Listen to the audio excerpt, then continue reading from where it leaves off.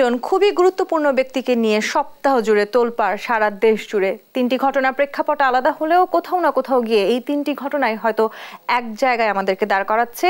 একটি প্রশ্ন বারবার সামনে আসছে, দায় আসলে কার? কিংবা এই ঘটনাগুলো কিংবা রাষ্ট্রের এত গুরুত্বপূর্ণ সংবেদনশীল পদে যারা দায়িত্ব পালন করেছেন তাদের কেন এই ধরনের জবাবদিহিতার আওতায় আসতে হচ্ছে? কেন আসলে একজন সংসদ সদস্য, একজন সাবেক পুলিশ প্রধান এবং একজন সাবেক সেনা প্রধান তাদেরকে নিয়ে আমাদের নতুন করে এভাবে ভাবতে হচ্ছে? তাহলে দায় আদৌ কেউ নেবে কিনা? সরকার সেই দায় নেবে নাকি আসলে কোনো ব্যক্তির দুর্নীতির সাথে সরকারের কোনো দায় নেই? এই সব কিছুর আমরা আজকে প্রশ্নের উত্তর খোঁজার চেষ্টা করব। দেশ সাম্প্রতিকে আপনাদের সবাইকে স্বাগত জানাচ্ছি। আমি তাসনুভা তন্নি। দর্শক, ব্যক্তির দুর্নীতি ও সরকারের দায়, এই নিয়ে আজকের এই আলোচনায় আমার সাথে আছেন সুভাষ সিংহ রায়, রাজনীতি বিশ্লেষক ও বাংলা একাডেমি পুরস্কারপ্রাপ্ত লেখক, এবং আছেন নীলোফার চৌধুরী মনি, স্বনির্ভর বিষয়ক সম্পাদক, বিএনপি। আপনাদের দুজনকে স্বাগত জানাচ্ছি আজকের আলোচনায়। সুভাষ সিংহ রায়, আপনাকে দিয়ে শুরু করতে চাই। শুরুতেই বলছিলাম তিনজন খুবই গুরুত্বপূর্ণ ব্যক্তি এবং তিনজনই আসলে রাষ্ট্রের খুবই সংবেদনশীল তিনটি পদে দায়িত্বরত ছিলেন। দুজনের কথা যদি আমি একটু শুরুতে বলি, অর্থাৎ একজন সাবেক পুলিশ প্রধান এবং একজন সাবেক সেনা প্রধান, তাদের বিরুদ্ধে যে অভিযোগ আছে দুর্নীতির অভিযোগ, এবং একজন এমপি তিনি পার্শ্ববর্তী একটি দেশে গিয়ে নিহত হয়েছেন। দায় কি আসলে সরকার নেবে কিনা? বা যে এমপি নিহত হয়েছেন তার বিরুদ্ধেও বিশাল চোরা কারবারির এক ধরনের কথা সামনে আসে। সবকিছু মিলিয়ে আসলে সরকার বলতে চাইছে তারা যথেষ্ট রকমের তাদের মাঝে এক ধরনের অস্থিরতা আছে কিংবা তারা অস্বস্তিতে আছে, কিন্তু দায় আসলে সরকারের নয়, তাই কি? প্রশ্ন তো আপনি করেছেন, কিন্তু উত্তর তো আমাকে দিতে হবে। আর স্বনির্ভর বিষয়ক সম্পাদকের সাথে একজন সঞ্চালক নির্ভর একজন ব্যক্তির কথা বলাটা খুব কঠিন। নিশ্চয়ই বোঝাতে পেরেছি, নাহলে আর একবার বলবো। এখন জীবন দশাটা অসাধারণ কবিতা আছে, অদ্ভুত আধার এক। আপনি যেহেতু সাহিত্য অনুরাগী এবং আপনার এটা নখদর্পণে আছে, অদ্ভুত আধার এক এসেছে পৃথিবীতে আজ, যারা অন্ধ সবচেয়ে বেশি আজ চোখে দেখে তারা, যাদের হৃদয়ে প্রেম নেই, প্রীতি নেই, করুণার আলোড়ন নেই, পৃথিবী আছি অচল আজি তাদের সুপরামর্শ ছাড়া। আমার কাছে মাঝে মাঝে তাই মনে হয়। এবং এই যে আন্তর্জাতিক সম্প্রদায়ের সাথে বাংলাদেশের ভিতরের যে সম্প্রদায়, যে সম্প্রদায়কে আমি বলি বাংলাদেশ বোধে যারা কখনো জাগ্রত হয়নি, তারা তো ক্রমাগতভাবে 15 বছর যাবৎ নানান ধরনের চক্রান্ত করেছে। আপনি বুঝলেন কি করে এই চক্রান্ত বাইরে এগুলো? কিন্তু যাদেরকে নিয়ে আসলে আমরা আলোচনা সমালোচনা করছি তারা তো এই সরকারের অধীনেই এই দায়িত্বরত ছিলেন। জেনারেল সরাদ্দি তো এই সরকার প্রধানের সবচেয়ে গুরুত্বপূর্ণ পদের দায়িত্ব পালন করেছেন। অতএব আর প্রমাণিত সত্য বাইরে কথা বলা খুব মুশকিল। এখনো পর্যন্ত কিন্তু প্রমাণিত হয়েছে কোনো কিছু, কোনো জাতীয় এবং আন্তর্জাতিক কোনো আদালত থেকে কি রায় দেওয়া হয়েছে? আর একজন সংসদ সদস্য নির্বাচিত হন জনগণের দ্বারা, জনগণ তাকে নির্বাচিত করেছে, এবং তার হত্যাকাণ্ড খুবই দুর্ভাগ্যজনক ঘটনা। এবং যে গণমাধ্যমে যা কিছু উঠে আসছে সেটা বড় নিষ্ঠুর একটি প্রক্রিয়া, বড় নিষ্ঠুর। তার চেয়ে বড় নিষ্ঠুর তার হত্যাকাণ্ডের বিচার দাবি না করে ওই দিকে আমরা ধাবিত না হয়ে সে কোথায় কি করেছে, কত দুর্নীতি করেছে এই নিয়ে আমরা অনেক গাল গল্প দেখছি। এটা কি কোনো নৈতিকতার সমর্থন করে? তা যা কিছু হচ্ছে লিগাল চ্যানেলে হচ্ছে, সরকার কিন্তু নিষ্ক্রিয় না। কিন্তু সরকার বারবার বলছে তারা যথেষ্টভাবে আসলে চেষ্টা করছে এই সমস্ত বিষয়গুলো নিয়ে বিচার আচার করার জন্য, কিন্তু সরকার বারবার দায় এড়িয়ে যেতে চাইছে। সেটিও কি আসলে আপনি কি মনে করেন দায় এড়িয়েছে? দায় এড়েলে কিন্তু দুর্নীতি দমন কমিশনকে তো প্রায় সকলে বলতো জ্ঞানী গুণীজন, দাঁত নেই নোখ নাই, তারা তো যে তাদের আইনে যে কার্যক্রমগুলো চলছে সেগুলো কি সরকার বাধা দিয়েছে? আর আন্তর্জাতিক সম্প্রদায়ের কথা বলি, কোভিডকালীন সময় আন্তর্জাতিক সম্প্রদায় বলেনি যে লাশ দাফনের লোক পাওয়া যাবে না? আন্তর্জাতিক গণমাধ্যম নেত্রে নিউজ বলেনি, আল জাজিরায় আসেনি? 2013 সালে 5ই মেতে আল জাজিরা তারা সংবাদ পরিবেশন করে। আবার তারাই কিন্তু বলছে all the prime ministers man বলে জেনারেল আজিজের বিরুদ্ধে এক ধরনের আমরা ডকুমেন্টারিও দেখেছি। মনে করছে এইগুলোই তো আমি বলছি। এই যে বললাম অদ্ভুত আধার এসেছে পৃথিবীতে আজ, যারা এই কথাগুলো বলছে মানে এখন মনে হচ্ছে যারা অন্ধ সবচেয়ে বেশি আজ চোখে দেখে তারা। অর্থাৎ এই ঘটনাগুলো আসলে কোনো না কোনো ভাবে ষড়যন্ত্রকারীদের সৃষ্টি বলে আপনি মনে করছেন? আমি এতক্ষণ ধরে যা বললাম, আপনি কি কিছুটা কি আমার কথা বুঝতে পেরেছেন? সব কথা তো আমি অ্যাক্টিভ ভয়েসে বলি নাই, প্যাসিভ ভয়েসেও বলছি। খুব স্পষ্ট করে এটা বলেছিল না কোভিডকালীন সময় রেমিটেন্স বন্ধ হয়ে যাবে। ক্রমাগতভাবে চক্রান্ত করে বলা হয়েছিল না যে বাংলাদেশে রেমিটেন্স পাঠাবেন না? বলা হয়েছিল কিনা? বলেনি। বাংলাদেশের লাখ লাখ মানুষ না খেয়ে মারা যাবে। বাংলাদেশের একজন বেসরকারি বিশ্ববিদ্যালয়ের এক জরিপ নিয়ে আপনার টেবিলে আলোচনা হয়েছে না? হয়েছে কি? এবং আপনি 98 সালে যে ভয়াবহ বন্যা হয়েছিল তখনও মাননীয় প্রধানমন্ত্রী ছিলেন।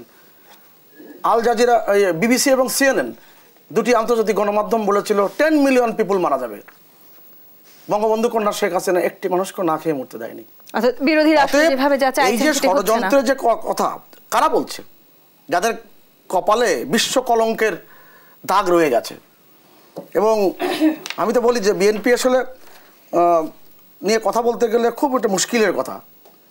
আপনি বলেন তো রেমিটেন্স নিয়ে কথা বলে প্রায়, কিন্তু এই তিনজনের দায়ভার কি কোনোভাবে আসলে বিএনপির উপর চাপিয়ে দেওয়ার সুযোগ আছে? বিএনপি তো কথা বলছে, এখন বিএনপি তো কথা বলছে। বিএনপির সমানা লোকগুলোই ওই গুটি কতক লোক, ওই খারাবড়ি থর বড়ি খাড়া, যেই লোকগুলো এই যে 2009 সালের পর থেকে যারা জাতীয় এবং আন্তর্জাতিকভাবে ষড়যন্ত্রের সাথে যুক্ত। আপনি যদি অন ক্যামেরা আমার তাদের নাম বলতে পারেন, আমি নাম বলতে পারি, কিন্তু বলা ঠিক হবে না, কারণ যিনি এখানে উপস্থিত নাই তারা নিয়ে কথা বলা ঠিক হবে না।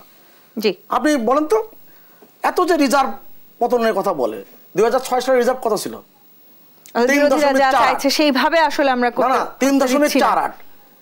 সেই জায়গার থেকে বাংলাদেশ এখন অর্থনৈতিকভাবে, আপনি বলছেন যে বাংলাদেশের আন্তর্জাতিক পরিধিতে বাংলাদেশের মর্যাদার জায়গাটা এখন কোথায়? এত উঁচুতে যে টাইম ম্যাগাজিন শেখ হাসিনা প্রধানমন্ত্রীর বিরুদ্ধে প্রতিবেদন করতে চেয়েছিল। প্রতিবেদন করতে যে তারা লিখেছে ওয়ান্ডারফুল লিডার।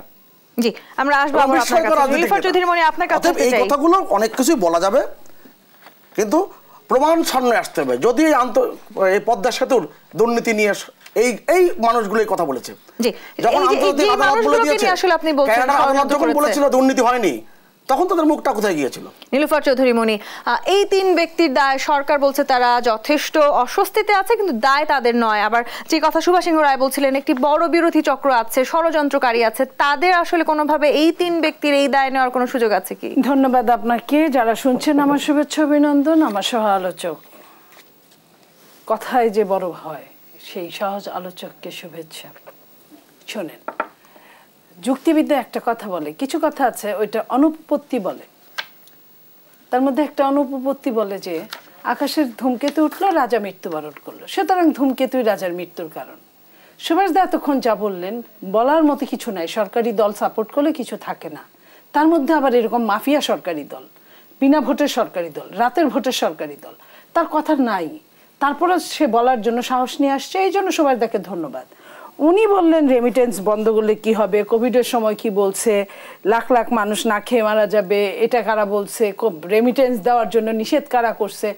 এইসবের সঙ্গে আপনি দেখেন আজকে এই 10-15 দিন যাবত এই তিনটা ঘটনা নাড়াচাড়া আবার নতুন করে হচ্ছে। এটা কিন্তু আপনি নিজেই বললেন যে কি অল দ্য PM মেন্স, এটা কিন্তু আপনি নিজেই বললেন, এটা আল জাজিরার কথা ছিল। তখন বলছে কি এটা একটা অ্যাডভার্টাইজমেন্ট করছে বিরোধী দল টাকা পয়সা দিয়ে গেল। সেটাই কিন্তু এখন তারা ওই জায়গাতেই ফিরে আসছে। আমরা এতদিন যা বলেছি তার চেয়ে অনেক অনেক বেশি গুণ আমরা খোলা চোখে দেখে বলেছি। আর যেসব আসছে এটা দূরবীক্ষণ যন্ত্র, উনি সায়েন্সের ছাত্র আরো ভালো বলতে পারবে, দূরবীক্ষণ যন্ত্র দিয়ে দেখে এইসব বাইর করছে। অণু পরমাণু থেকে শুরু করে সব এখন অনুবীক্ষণ যন্ত্র, এই যে সায়েন্সের ছাত্র। তা এখন আপনার কথা হলো যে এই যে ঘটনাগুলো সেই তো স্বীকার করলি, বলে না ওই তো নদ খোসালি মাঝে মাঝে লোক হাসে। স্বীকার কি আদৌ করেছে আওয়ামী লীগ কিংবা এই সরকার? তো আসলে পুরো দায় ব্যক্তির উপরে চাপিয়ে দিচ্ছে। আমি আপনাকে সেই ব্যক্তির উপর যে চাপিয়ে দিচ্ছে তাতে কি সবকিছু হয়ে যায়? আমি বলতে আসতেছি, বলেন আপনার ওবায়দুল কাদের কি বলছেন, যারা দুর্বৃত্ত অপরাধী তাদের জেল জুলুম হবে। এই অপরাধটা তারা কার জন্য করেছিল? কার জন্য 18 রাতের নির্বাচন করেছিল? এই তারাই, যাদের জন্য যে কারণগুলোর জন্য কারি টাকা নিছে বিভিন্ন জায়গা থেকে অন্যায় করে, এনারা দেখছে, দেখে না দেখার ভান করছে, কিংবা টাকা পয়সার ভাগ বাটোয়ারা করছে। এগুলো তো 3 নম্বর 4 নম্বর 10 নম্বর 20 নম্বর 100 নম্বর 200 নম্বর সিরিয়ালে যারা 1 2 3 অন্যায়ের টাকা পয়সার ইনকামের, বিদেশে টাকা পাঠায় দেওয়ার, কারি কারি টাকা যাদের বিদেশে জব্দ হয়েছে, বিদেশে গিয়ে যাদেরকে আপনার কি বলে হাজিরা দিতে হয়েছে, বিদেশে গিয়ে যাদের জন্য আপনার কি বলে হোটেলে 5 স্টার 7 স্টার হোটেলে জেলখানার ব্যবস্থা করে একদিনের জন্য জেল খেটে আসছে, তাদের কথাও আসতেছে টাইম টু সে। এটা সময়ের মতো বলবে, আমরা শুধু দেখবো। কারণ আমাদের এখানে কিছু ষড়যন্ত্র, সেখানে দায়ভার চাপিয়ে দেওয়ার সুযোগ নেই। শুনেন, বিএনপি কিন্তু কিছু বলে নাই, ওনারাই কিন্তু বিএনপি কে বলাচ্ছে, বিএনপি এই করছে, বিএনপি ওই করছে। আমাদের কিসের টাকা? এখন তো শোনেন, সারা দুনিয়া জানে আপনার 3 জনের একজন। আপনি দেখেন 2007-8 আপনার ইন্টারপোলের রেড ওয়ারেন্ট নোটিসে জাতীয় দৈনিকে প্রকাশিত হয়েছিল যে মানুষটার, সেই মানুষটা নাকি সবচেয়ে জনপ্রিয়। আরে 14 সালে নির্বাচন হয় নাই, বিনা ভোটের সরকার। 18তে রাতের নির্বাচন, রাতের ভোটের সরকার। আর এই 24-এ কি ভোট হয়েছে আপনিও জানেন, আমিও জানি, সারা বাংলাদেশ জানে। এই সরকারের 3 টার্মের এমপি, উনি বিরাট জনপ্রিয় মানুষ। 17 জন 18 জনরে উনি নিজে খুন করছে। এগুলো তো নমিনেশন কিভাবে পান সেটা নিয়ে একটু প্রশ্ন তৈরি হচ্ছে। এরপরে বলছে অন্যায় যে হয়। আজকে দেখেন, একটা মৃত ব্যক্তি, সংসদ সদস্য যেভাবেই হোক হয়েছে, তাকে নিয়ে আমরা কথা বলতে চাই না। কিন্তু আমি মারা গেলে আমি দুনিয়ার অপমক কর্ম করবো, আমি মারা গেলে সব সুকর্ম হয়ে যাবে, এটাও কিন্তু ঠিক না। আজকে দেশ রূপান্তর পত্রিকা লিখছে 1020 কোটি টাকার দেন দরবার নিয়ে এই কার্ডটাকে মেরে খাইছে, সেটা নিয়ে আপনি পারলে যান দেশ রূপান্তরের মামলা দিয়ে দেন একটা। কিভাবে বললো? কতদিন যাবত সব পত্রিকাগুলোতে যত না ভালো কাজ, তার চেয়ে সরকার আসলে কিছু আড়াল করবার চেষ্টা করছে দায়ের না। শোনেন, দিলীপ সাহেব তাদেরই ওয়ারিশ একজন, দিলীপ বড়ুয়া, উনি বলছে এই সংসদের 80% এমপিরাই, 100 জনে 80% এমপি মানে 350-তে আপনি হিসাব করেন যে এখানে 50টা মহিলা এমপির মধ্যেও আপনার 26% ব্যবসায়ী। আপনি হিসাব করেন আপনার এই 350-এর মধ্যে 80% কত হয়? অতগুলা এমপি এই টাইপেরই, এর চেয়ে নৃশংস, এর চেয়ে এই টাইপের আছে। গেল এই যে আপনার মনে করেন স্ক্রিপ্ট বদলাচ্ছে বারবার, সকালে বিকালে সন্ধ্যা রাতে। একটা মানুষ মারা গেছে, আদৌ মারা গেছে না নিখোঁজ হয়েছে সেটাও জানি না। মাফিয়ারা নাকি কিছুদিন পর পর নিজেদেরকে চেঞ্জ করে, দ্বিতীয়বার জন্মগ্রহণ করে, তৃতীয়বার জন্মগ্রহণ করে। এখন উনার কলকাতা, আমি বাংলাদেশের গোয়েন্দা সংস্থা বাদ দিলাম, ভারত গণতন্ত্র বলেন, উন্নয়নে বলেন, আমাদের চেয়ে অনেক বেশি। এবং একজন সংসদ সদস্য, তার নিশ্চয়ই প্রটোকল থাকার কথা ছিল। তারকে গোয়েন্দারা গলদ ঘর্ম হয়ে যাচ্ছে, কিছুই পাচ্ছে না। সেইখানে বাংলাদেশের আমাদের ভাতের হোটেল লালা গোয়েন্দা গেলেন, উনি তো ওইখানে গিয়ে একটা আবিষ্কার করে আসলেন। ওইখানে গিয়ে এখন শুনতেছি যে সেপটিক ট্যাঙ্কারে 4 কেজি মাংস পাওয়া গেছে, কিন্তু এখনো সেটা নিশ্চিত হয়নি।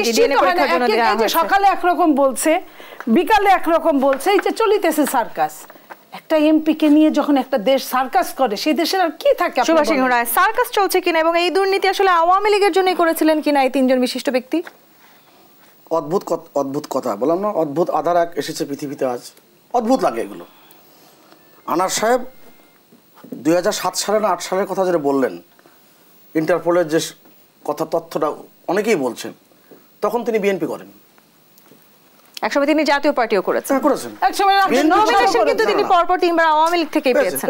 তাহলে তোগুলা মামলা কিভাবে উঠে গেল জিজ্ঞেস করেন। অস্বীকার করা উপায় তো নাই, এবং এটাই বাস্তবতা। যখন তিনি আন্তর্জাতিক পুলিশের যে কথা বলা হয়, তাদের কাছে যখন তথ্যটি গিয়েছে, সেটা তো সেই সময় তো এটা শুরু হওয়া উচিত ছিল। যাই হোক, আমি আপনার একটা কথা বলি, আসলে খুব গুরুত্বপূর্ণ একটি বাক্য হচ্ছে, যেই গতিতে ছন্দ থাকে না তাকে বলে দুর্গতি। আর বিএনপি হচ্ছে জাতীয়তাবাদী দুর্গতি দল।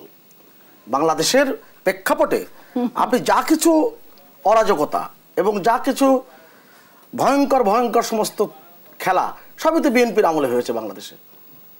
যাদেরকে নিয়ে আমরা আলোচনা করছি তারা সবাই তো আসলে এই সরকারের সময়, এই সরকারের অধীনে কাজ করেছে। এই সরকারের সময়ের কথা এই সময়টাতে যারা সরকারের খুবই গুরুত্বপূর্ণ দায়িত্ব পালন করেছে। তন্নি আমাকে কথা বলেন, 2 কান কাটা রাস্তার মাঝখানে তন্নি কথা বলেন। তখন এই যে যখন কথা বলা হয়, তখন কিন্তু অগ্রপশ্চাৎ ভাবিয়া কথা বলা দরকার। এবং অগ্রপশ্চাৎ ভাবিয়া যারা কথা বলে না, তাদেরকে কি বলে এটা তো ভালো করে জানাবে। অগ্রপশ্চাৎ ভাবিয়া কথা বলে না। এই যে ব্যারিস্টার মধুসূদন একটা বই, চলমান ইতিহাস, জীবনের কিছু সময় কিছু কথা, এবং সেখানে কি পরিমাণ বিএনপির দুর্নীতির সাথে তার বিএনপির প্রতিষ্ঠাতা জড়িত ছিলেন তার এই বইয়ের মধ্যে লেখা আছে। এই বই তো বাচ্চা, না এই বই তো বাচ্চা। আচ্ছা পড়তে দেন অকারণে চঞ্চল হয়ে। আমরা ঠিক এই জায়গাটিতে আসবো সুভাষ সিংহ রায়। বিরতির সময় হয়েছে, দর্শক দেশ সাম্প্রতিকে বিরতি নিয়ে ফিরছি, সাথেই থাকুন।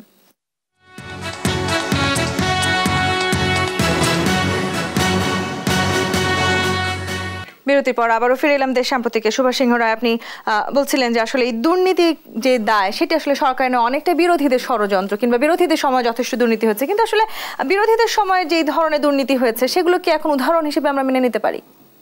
না, প্রশ্নটা কিন্তু জুৎসই প্রশ্ন করেছে এবং এই জুৎসই প্রশ্নের জন্য আপনাকে ধন্যবাদ। কিন্তু আপনি খেয়াল করে দেখবেন কারা কি বলছে, কোন কারণে বলছে, এবং এক কথায় বলি উদ্দেশ্যটা কি। উদ্দেশ্যটা সরকারকে এবং বিব্রত করা এবং রাষ্ট্রীয় ব্যবস্থাপনাকে নড়বড়ে করে দেওয়া। এটা 2008 সালে নির্বাচনে মাত্র 29টি আসন পেয়েছিল বিএনপি। তত্ত্বাবধায়ক সরকারের অধীনে নির্বাচন দেওয়া হয়েছে। এই তো সেই তত্ত্বাবধায়কের জন্যই কিন্তু তারা আবার কত মায়া কান্না, কত রকম বেআইনি কথাবার্তা। তা এই কথাবার্তাগুলো বললে, দুর্নীতির কথা বলতে গেলে তো কোনো কিছু খুঁজে পাওয়া যাবে না বিএনপির। এই যে এখন তো আবার সৈয়দ ইব্রাহিম তো অন্যদিকে চলে গেছেন, আওয়ামী লীগ। ইয়াজউদ্দিন মঈনুদ্দিন ফখরুদ্দিনের সময় বলেছিলেন হাওয়া ভবন তো দুর্নীতির ওয়ান স্টপ সার্ভিস।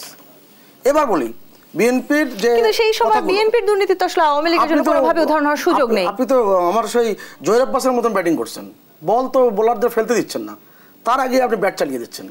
আমি আপনাকে বলি, এই যে আমি যে বইটা দেখালাম যে চলমান ইতিহাস জীবনের কিছু সময় কিছু কথা, 1983 থেকে 1990, তা এই বই ইউপিএল থেকে প্রকাশিত হয়েছে। যদিও এই বইটি বাজারে এখন পাওয়া যাচ্ছে না, কিন্তু আপনাকে আমি বলি সেই জায়গায় তিনি খুব সংক্ষেপে বলি, মাসে 3 লাখ টাকা করে 10 জন মন্ত্রীকে দলের জন্য চাঁদা দিতে বলা হয়েছিল। কার সময়? এই চাঁদা নিয়ে প্রেসিডেন্ট জিয়ার সাথে আমার ভুল বোঝাবুঝি হয়েছিল। আমার নামও দেওয়া হয়েছিল তাতে, কিন্তু আমি এভাবে চাঁদা দেওয়ার পদ্ধতির বিরোধিতা করেছিলাম। প্রেসিডেন্ট জিয়াকে বোঝানোর চেষ্টা করেছি, তর্ক করেছি। রাজনীতিতে তর্কের প্রয়োজন অবশ্যই আছে, অর্থের প্রয়োজন অবশ্যই আছে, তাই নিজের ফর্মুলাও দিয়েছিলাম, কিন্তু সেটা গৃহীত হয়নি। যাক, আমি শেষ পর্যন্ত চাঁদা দিইনি। জাহাজ মন্ত্রী নুরুল হকও চাঁদা দিতে অস্বীকার করেন। এই অবাধ্যতা প্রেসিডেন্ট জিয়ার পছন্দ হয়নি। কোথা থেকে এসেছে? নবাব আলীবর্দী খাঁর নাতি নবাব সিরাজউদ্দৌলা ছিলেন সবাই। এই যে কোকো 1, কোকো 2, কোকো 3, ডান্ডি ডাইং কোত্থেকে আবিষ্কৃত হয়েছে? একটু এই প্রশ্ন তো নিতে চাই নীলোফার চৌধুরী। আমি এটা ভালো প্রশ্ন করছি। এই যে তারা বলছে কোকো 1, কোকো 2, কোকো যদি আপনি দেখতেন, আর কোকো কি কোকোর নামে একটা নাম দিয়েছে যারা ব্যবসা করে তারা, আর কোকো একটা নৌকার চেয়েও খারাপ অবস্থা, যে কোকো কোকো লঞ্চ বলে একদম মুড়ির ঠুঙ্গা আছে না, মুড়ির টিনের মতো, সেটা গেল 1 নাম্বার। 2 নাম্বার ডান্ডি ডাইং। ডান্ডি ডাইং কাকে বলে? শুধুমাত্র রং করতো, কাপড় কিনে, গ্রে কাপড় কিনে। সেটা লোন ছিল আমার সঙ্গে জনাব তারেক রহমানের নিজের কথা হয়েছে, তখন বলেছে 18 কোটি টাকা মাত্র লোন নিয়েছিল, সেই লোনের টাকা ম্যাক্সিমাম সুদ করেছে। তারপরে যখন উনি দেশ ছাড়তে বাধ্য হয়েছে তখন উনি কিস্তিগুলো দিতে পারে না, 18 কোটি টাকা মাত্র। আর আপনাদের বাড়ির চাপরাশি, কামলা, মজুর, তারা আপনি একজন ব্যবসায়ী 18 কোটি টাকা ব্যবসার কারণে লোন নিতেই পারে। ডান্ডি ডাইং তো ধান্দা করে নাই, আপনাদের মতো তো ধান্দা করে নাই। আপনার সে লোনের শেষ কিস্তি দিতে পারে নাই, কারণ তাকে দেশ ছাড়া করতে বাধ্য করেছিল। সেইখানে কারা করেছে? আপনারা করেছেন। সাদা কাগজে সিগনেচার নিয়ে আপনারা করেছেন। ইয়াজউদ্দিন কার লোক?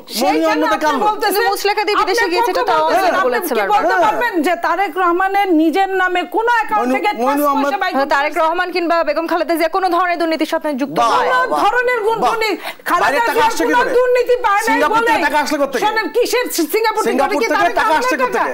ওটা তো আওয়ামী লীগ নিজেরা জমা দিয়ে নিজেরা টাকা নিয়ে আসছে। ওটা আইনে বুঝাইছে যে আমি বিরাট কিছু করে ফেললাম। এফবিআই তদন্ত করতে আসছে কার জন্য? আজ পর্যন্ত তারেক রহমান 1 টাকা বের করতে পারছে? বরং যখন তার জাজমেন্ট দিছে, সেই জাজকে 7 দিনের মধ্যে দেশ ছাড়তে, এত দুর্নীতির অভিযোগ, সব অভিযোগ প্রমাণিত হলো কি করে? তারেক রহমান হচ্ছে আমি আপনাকে বলি নাই, বাংলাদেশে সিরাজদৌলা আছেন, নবাব সিরাজদৌলার মতো ভাগ্য নিয়ে আসছে। এই মানুষটাকে শুধুমাত্র ধ্বংস করার জন্য, নিচে নামানোর জন্য আওয়ামী লীগ হেন কোনো প্রচেষ্টা করে নাই দেশে এবং বিদেশের মাধ্যমে। এই জায়গাতে বলতে চাই কিন্তু আওয়ামী লীগ কিন্তু পারে নাই। আওয়ামী লীগের যারা আছেন তাদেরকে নিচে নামানোর জন্য তাহলে বিএনপি ওই ষড়যন্ত্র করছে। তারেক রহমানের আপনি জনপ্রিয়তাটা দেখেন, আপনার ৭ই জানুয়ারির নির্বাচনটাই দেখেন, কিংবা এখনকার উপজেলা জনপ্রিয় হলে তিনি দেশে আসলে না কেন নির্বাচন করতে? বিদেশ থেকে একটা লিফলেট বানায়, যে লিফলেটের জন্য মানুষ ভোট দিতে যায় না। বাংলাদেশের প্রধানমন্ত্রী থেকে শুরু করে সমস্ত বর্গ, আওয়ামী বর্গ, পাইক পেয়াদা, সিপাই এবং এইসব আইজি আপনার সেনাপ্রধান, তারা পর্যন্ত অন্যায় করে রাতের অন্ধকারে ভোট দিছে, কিন্তু দিনের আলোতে মানুষকে টানতে পারে নাই। তো সেই তারেক রহমানের জনপ্রিয়তা এত বেশি ঈর্ষান্বিত। আজকে একটা প্রধানমন্ত্রী যখন তার ভাষা হয় কুলাঙ্গার তারেক রহমানের নাম বলার সঙ্গে, এটা কি কোনো সভ্য দেশে থাকার লোক যারা কিনা ওই আপনার ৪,০০০ কোটি টাকা চুরি করার লোকদেরকে ৩বার মনোনয়ন দিয়ে এমপি বানায়, তারা তারেক রহমান ব্যক্তির দায় আসলে কেউই নিতে রাজি নয়, এমনকি বিএনপিও তাদের চেয়ারপারসন দুর্নীতির দায় নিতে রাজি নয়। তাহলে কেউই কি আসলে দুর্নীতির দায় নিবে না? তারেক রহমানের সফলতা এটাই আপনি লিখে রাখবেন, মনে রাখবেন। আওয়ামী লীগ তারেক রহমানকে নিয়ে ভাবছে এটি বিএনপির সফলতা, কারণ তারেক রহমান তার বিচক্ষণতা দিয়ে বাংলাদেশের গণতন্ত্রের জায়গায়, হ্যাঁ ঠিক আছে, এই দস্যুদের কাছ থেকে ক্ষমতাটা কেড়ে নিতে পারে নাই, কারণ তাকে তো দেশ ছাড়াই করা হয়েছে, কিন্তু জনগণকে বোঝাতে পারছে যে বাংলাদেশের যে গণতন্ত্রের লেশ মাত্র নাই, বাংলাদেশে এই সরকারকে চরমভাবে। সুভাষ সিংহ রায়, কেউই ব্যক্তির দুর্নীতির দায় নিতে রাজি নয়, বিএনপিও রাজি নয়, আওয়ামী লীগও রাজি নয়। তাহলে এই দুর্নীতি কেন হচ্ছে? তাদের জন্য করছে, তাদের জন্য করছে, আপনাদের জন্য। আওয়ামী লীগের জন্য এই দুর্নীতি করেছেন কিনা? শুনুন, জিয়া রহমানের মৃত্যুর পর বিচারপতি সাত্তার যখন ভারপ্রাপ্ত রাষ্ট্রপতি হয়েছিল, তা বিচারপতি সাত্তার রাষ্ট্রপতি হওয়ার সময় তার আগে কি ঘটনা ঘটেছিল? ওই যে গালকাটা ইমদু, কাশেম, সমস্ত মিন্টু রোড এবং মন্ত্রীপাড়ার থেকে মন্ত্রীদের বাড়ির থেকে গ্রেপ্তার হয়েছিল। আপনি এই কথাগুলো বলতে গেলে অনেক কথা বেরিয়ে আসবে, তখন তর্কাতর্কি হবে। আমি আসলে সবকিছু সংসদে জায়গা দিছে, সংসদে জায়গা দিছে আপনার এই আনারকলি, এই আনারদানা, এই আনারের গুচ্ছ, এইসব তারা জন্ম দিছে। এবং দিলীপ আওয়ামী লীগ কেন বারবার সুযোগ দিল আসলে দুর্নীতিগ্রস্তদেরকে সংসদে আসার জন্য? স্বনির্ভর বিষয়ক সম্পাদকের ভাষণ শুনেছেন? এটা তো অদ্ভুত ভাষণ। এই কথাগুলো মানে এমনভাবে বলেন, বিএনপির বাংলাদেশের জন্মের ইতিহাস তো সবাই জানে, নতুন করে বলবো কেন? মানুষ জানে এখন, বেশি ক্রেজি হয়ে গেছে এইজন্য এই কথা। এবং বাংলাদেশের রাজনীতির প্রেক্ষাপটে একটা প্রাসঙ্গিকতা হারিয়েছে বহু আগে। বিএনপি তো কোনো রাজনৈতিক দল না। কিন্তু একটি প্রশ্ন করেছেন সুভাষ সিংহ, আমি বেশি প্রশ্নটি করতে চাই। বিরোধী দল, বিএনপি কি বিরোধী দল? এটা বিরোধী মহল। জি, কিন্তু সুভাষ সিংহ একটি প্রশ্ন করেছিলেন নীলুফার চৌধুরী মনি, যেই সংসদ সদস্যের বিরুদ্ধে আসলে এত অভিযোগ, পরপর 3বার আসলে তিনি কিভাবে নমিনেশন পেলেন আওয়ামী লীগে? আরে বাবারে, কি যে বলেন এই সমস্ত কথাবার্তা। বাংলাদেশে 91 সালে আওয়ামী লীগ এত জনপ্রিয়তা থাকার পরেও ভোটের যোগফলে বেশি ভোট পেয়েছে, আনুপাতিক হারে বেশি ভোট পেয়েছে, তারপরেও কিন্তু বিএনপি সরকার পরিচালনার সুযোগ পেয়েছে। কীভাবে পেয়েছে? কারা কারা মনোনয়ন পেয়েছিল? 300 আসনে কাদেরকে মনোনয়ন দিয়েছিল? সর্বদলীয় ছাত্রপক্ষ, আমরা, নীলুফারাপাড়া সবাই মিলে একটা 32 জনের কালো তালিকা তৈরি করেছিলাম। তার মধ্যে 1 নম্বর নাম ছিল M.K. আনোয়ার, তখন ক্যাবিনেট সেক্রেটারি। 2 নম্বর কেরামত আলী, ধর্ম সচিব। এই 2 জন গিয়েছিলেন বঙ্গবন্ধু কন্যা শেখ হাসিনার কাছে মনোনয়ন নিতে। বলেছেন না, ছাত্ররা সবাই এসেছে, বলা হয়েছে যে আপনাদেরকে মনোনয়ন দেওয়া যাবে না। আমি ছাত্রদের সাথে কথা না বলে আপনার সাথে কথা বলতে পারবো না। কথা তো এখানে না, ওইখানে এই যে প্রেক্ষাপটগুলো বলতে দেন। এই যে গণতান্ত্রিক পদ্ধতির যে আজকের অগ্রযাত্রা, এটা তো বিস্ময়কর। এটা তো টাইম ম্যাগাজিন বলেছে ওয়ান্ডারফুল লিডার শেখ হাসিনা। যে অগ্রযাত্রা নিয়ে নিশ্চয়ই আমাদের কোনো প্রশ্নের জায়গা নেই, অগ্রযাত্রা হয়েছে বাংলাদেশে নিশ্চয়ই। আপনি বাংলাদেশের প্রেক্ষাপটটা বিবেচনা করতে হবে। আজকে বাংলাদেশের এই যে বিকাশমান অর্থনীতিতে আপনি এত দুর্নীতির কথা বলা, কিন্তু সুভাষ সিংহ রায়, রাষ্ট্রে এত সংবেদনশীল একটি জায়গায় থেকে আসলে নিশ্চয়ই আলাদিনের চেরাগ একদিনে পাওয়া সম্ভব নয়, সেটা তো দীর্ঘদিন ধরে হয়েছে। আগে শুনেছি 200 কোটি টাকা, আপনি বলেছেন না এখান থেকে, আপনিও হয়তো সঞ্চালনের সময় বলেছেন। এখন নীলুফারাপা বললেন যে একটা পত্রিকার কথা বললাম, আমি তো আমার কথা বলি না, 1020 না কত 50 কোটি টাকার কথা বলছেন। মাঝখানে শুনলাম 500 কোটি টাকা। আপনি এই যে গালগপ্প তৈরি যে কথাগুলো, এটা তো সত্য প্রমাণিত হতে হবে। আমি নিজেও তো জানি না, আমি তো পত্রিকা দেখে বলছি, সত্য প্রমাণিত হতে হবে। টিভি দেখে বলছি। পত্রিকার বড় বড় শিরোনাম হয়েছে পদ্মা সেতু দুর্নীতি হয়েছে, এই দুর্নীতির সাথে সরকারের শীর্ষ মহল জড়িত। জি, প্রমাণ না হওয়া পর্যন্ত নিশ্চয়ই আমরা একেবারে পুরোপুরি দোষারোপ করতে পারি না। আচ্ছা, প্রমাণ না হওয়া পর্যন্ত আমরা সেটাও বলতে পারি না। কানাডার আদালত কি বলেছে? আপনার যাদের প্রায় যে বলা হয়, কেন কিন্তু উকিল বলে নাই যে আপনি কি প্রশ্ন কি আমাকে করেছেন না নীলুফার আপাকে করেছেন? আমাকেও করেছে। ওই যে অর্থাৎ নীলুফার চৌধুরী মনি যেটি বলার চেষ্টা করছিলেন, প্রমাণ না হওয়া পর্যন্ত যেহেতু আমরা একজন দোষী সাব্যস্ত করতে পারি না, চেষ্টা করেন, কিন্তু বিএনপি তো বিএনপির জায়গায় নাই, বিএনপি তো রাজনৈতিক দল না, চলিতেছে সার্কাস। অতএব এই যে ব্যাপারগুলো ভাবা দরকার যে বাংলাদেশের নানান রকম প্রান্তিক বিচ্যুতি আছে এবং বিকাশমান অর্থনীতিতে প্রান্তিক বিচ্যুতিগুলো থাকেই। আপনি সময়ের সাথে সাথে এটা ভুল ত্রুটি সংশোধনের মধ্য দিয়ে এই যে ভিসা নীতি প্রয়োগ হয়েছে নীলুফার চৌধুরী মনি, অবশেষে আমরা দেখতে পেয়েছি ভিসা নীতি যে প্রয়োগ নিয়ে আসলে আমরা নির্বাচনের আগ পর্যন্ত অনেক ধরনের কথা শুনেছি, বিশেষ করে নির্বাচনের আগ পর্যন্ত অনেক। আমি একটু প্রথম স্যাংশন কার নামে হয়েছিল এখন কিন্তু দাদা একটু বলতে দেন, প্রথম স্যাংশন কার নামে হয়েছিল? ওবায়দুল কাদের সাহেব কি বলেছে ভিসা নীতি? এই যে সেনা প্রধানের আসার পরে লু আসলেন সম্পর্ক ভালো করতে, তিনি যেতে না যেতে নিষেধাজ্ঞা এসে গেল। এটা যখন আমরা কিছুদিন আগে বা নির্বাচনের পরে বলা হয়েছে কই ভিসা নীতি আসলো না এরকম করে কথা, মনে হয় যে বিদেশগুলোরও তারা কি সরকার এটাও বলেছে এই নিষেধাজ্ঞা নিয়ে তারা একেবারেই বিচলিত না। একেবারেই যদি বিচলিত না হয় আজকে কেন এই কার্যকর হওয়ার পথে, আজকে কেন দুদক গিয়ে স্থাবর অস্থাবর সকালে ব্যাংক ক্লোজ করে? একটা মানুষের 33টা ব্যাংকে লেনদেন থাকতে পারে?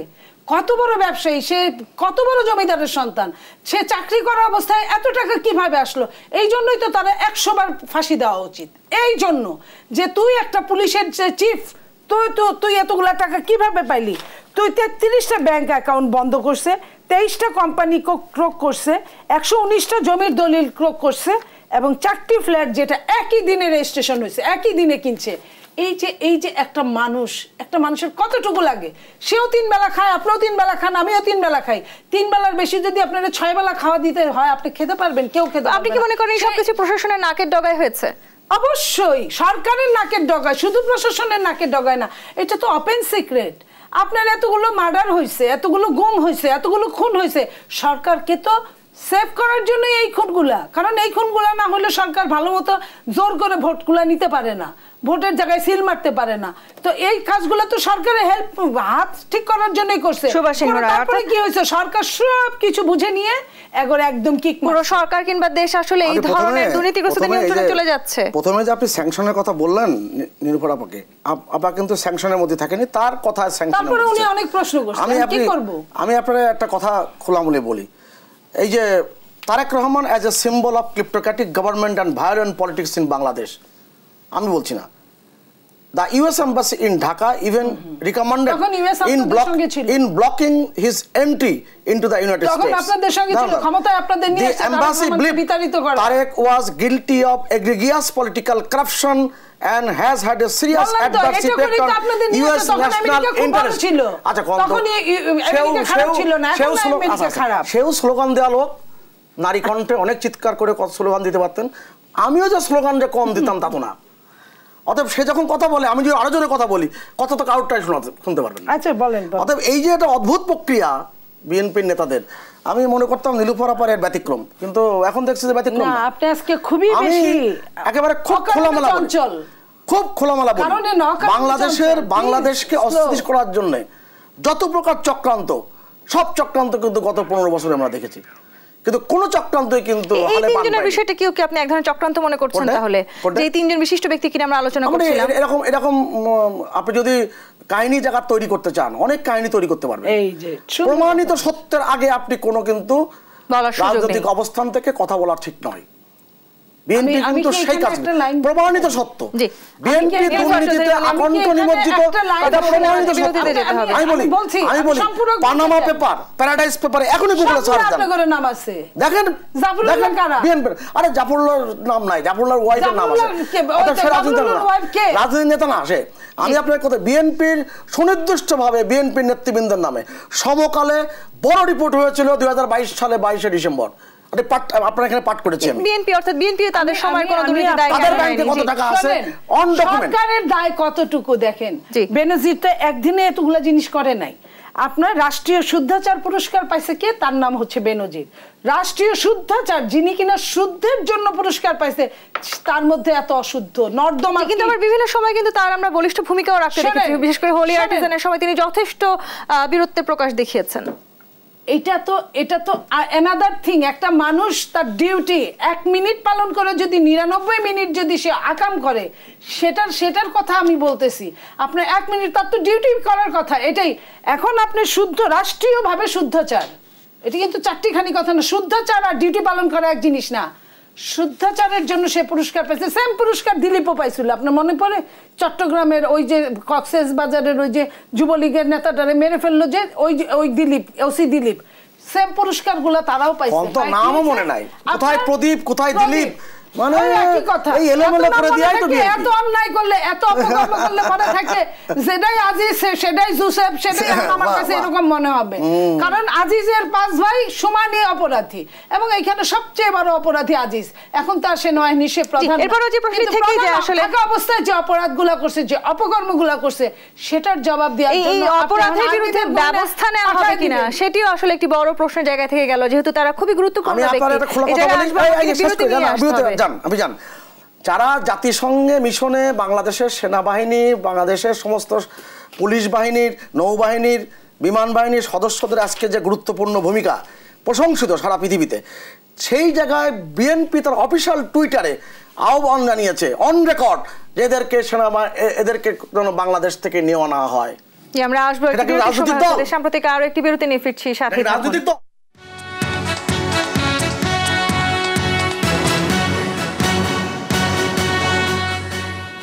বিরতির পর আবারও ফিরে এলাম দেশ সাম্প্রতিক। নীলুফার চৌধুরী মনি, তার মানে আসলে রাজনীতি কিংবা দেশ যাদের নিয়ন্ত্রণে আছে তাদের নিয়ে যখন এই ধরনের অভিযোগ ওঠে, সেটিকেও আসলে আমরা দায়সারাভাবে এড়িয়ে যেতে চেষ্টা করছি। আবার যেটি সুভাষ সিংহ রায় বলছিলেন, বিএনপি যথেষ্ট দুর্গতিতে আছে এবং এই কারণে বিভিন্ন ধরনের ষড়যন্ত্র করছে এই সরকারকে হেয় প্রতিপন্ন করবার জন্য, তাই কি? শোনেন, ওবায়দুল কাদের মাঝে মাঝেই বলছিলেন খুব চাপ অনুভব করছেন, উনারা চাপ অনুভব করছেন। প্রাইম মিনিস্টার মাঝে মাঝেই ইদানিং বলছে বিএনপি তো ওইভাবে আন্দোলনে যাচ্ছে না, যায় নাই, তাহলে তো তার তো ভয়ের কারণে অতঃপর তাহারা সুখে শান্তিতে বসবাস করিতে থাকিবে। তা না করে উনি আজকে বলতেছে আমাকে ছাড়া আর কাকে পাবে, আমার চেয়ে ভালো কে চালাবে, আমি ছাড়া এটা হবে কিনা, আমাকে উৎখাতের জন্য চেষ্টা করছে। আমি এটাই বলছি, আমার কথা শুনেন, তারা যে চাপে আছে, ওই যে মানুষ বলেন না যে ওর পাতে খাওয়া নাই, তার মানে আমার পাতও খালি। সরকার যেহেতু সারা দিন রাত বলে, অতএব সরকার খুব চাপের মধ্যে আছে। আপনি সাধারণভাবে চিন্তা করেন যে মানুষগুলো তাদেরকে সর্বোচ্চ চেষ্টা করে, আর্মিদের কি ভূমিকা ছিল 18 নির্বাচনে, জঘন্যতর ভূমিকা ছিল। একটা দেশপ্রেমিক, একটা হ্যান্ডস, তাকে তার সে যদি নীরবে একদিকে তাকিয়ে থাকে, এটা জাতির জন্য দুঃখজনক, বিএনপির জন্য না, পুরো জাতির জন্য। সমস্ত জায়গা আর্মিরা নেমে কি করেছিল, এটাই তো গণতন্ত্র, এইখানটুকু অন্তত থাক যে বলতে পারছে। তো আপনার সেই আর্মিরা এই আজিজটাই তো আজিজ মার্কা নির্বাচনটা করাইছে। আপনার শুধু কি আপনার নির্বাচন কমিশনের লোকরাই খালি এটা করে? এরাই করাইছে। এই বেনজির কি না করছে, অথচ আজকে যখন বেনজিরদেরকে মানে কিক মারছে, তখন কিন্তু সরকার একবারও চিন্তা করে না, কিংবা সরকারের কোনো উপায় নাই। তো এই যে এই জায়গা সরকার স্বীকার করুক বা না করুক, সরকার যে বেশ বেকায়দায় আছে, এর চেয়ে তো সরকারের কি আসলেই কোনো উপায় নেই, চাপে আছে এতটাই? পৃথিবীর সকল গণতান্ত্রিক সরকার তখন কার্যক্রম পরিচালনা করে, তার সমালোচনা থাকবেই। কিন্তু বাংলাদেশের যারা সমালোচনা করেন তারা দেশ বিরোধী চক্র, অতএব তাদের নিয়ে কথা বলাটা খুব মুশকিল। এবং এই সশস্ত্র বাহিনী, বাংলাদেশের সশস্ত্র বাহিনী, আপনার জাতিসংঘে মডেল অফ পিস কিপার্স হিসেবে তাদেরকে অভিহিত করা হয়। আপনি জানেন যে সিয়েরা লিওনে একেবারে 54 কিলোমিটার একটি রাস্তা, সেটা বাংলাদেশ নামে নামকরণ হয়েছে শুধু এই সশস্ত্র বাহিনীদের অবদানের জন্য। সেই সশস্ত্র বাহিনীর বিরুদ্ধে কত প্রকার চক্রান্ত, এবং অফিসিয়াল টুইটারে তারা জাতিসংঘের প্রতি আহ্বান জানিয়েছে তাদের জন্য শান্তির রক্ষা মিশনে না নেওয়া হয়। মানে কতটা দেশ বিরোধী হয়, যে দেশের 3 প্রধানমন্ত্রী। আমি তো তোমার কথা বলি নাই তো, অনেক তো বলছেন। প্রতিদিনই বলছেন, সবসময় বলছেন। কিন্তু এই দুর্নীতি যাদেরকে আমরা আলোচনা করছি তারা কি আদৌ বিএনপির কথা শুনে কাজ করেছে? আমি আপনাকে এই দুর্নীতির কথা বলছেন, দুর্নীতির তো একটা প্রতিশব্দই হচ্ছে বিএনপি বাংলাদেশে। আপনি বাংলাদেশে যা কিছু দেখছেন এই যে বিএনপির নামে, তারা আপনি যদি এক একটা করে যদি অ্যানালাইসিস করেন, আসেন না সময় দেন, 1 ঘন্টা নীলুফার বলুক, আমিও বলি, আমি পাওয়ার পয়েন্ট প্রেজেন্টেশন দিই কি কি হয়েছে। অতএব এগুলো বলা কিন্তু খুব সহজ, এক বাক্যে রাজনৈতিক পল্টনের বক্তৃতার মতন। আপনি আজকের বাংলাদেশের তারেক রহমান সাহেব অর্থ পাচারের যে মামলায়, সেই মামলায় তার 7 বছর সাজা হয়েছে পর্যন্ত, এবং 20 কোটি টাকা জরিমানা হয়েছে, এবং এই পরবর্তীতে এদের অর্থ বাংলাদেশে ফেরত এসেছে।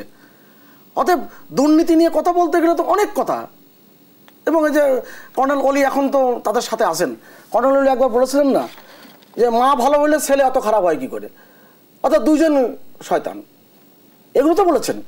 অতএব বিএনপি রাজনীতি নিয়ে কথা বলা খুব মুশকিল।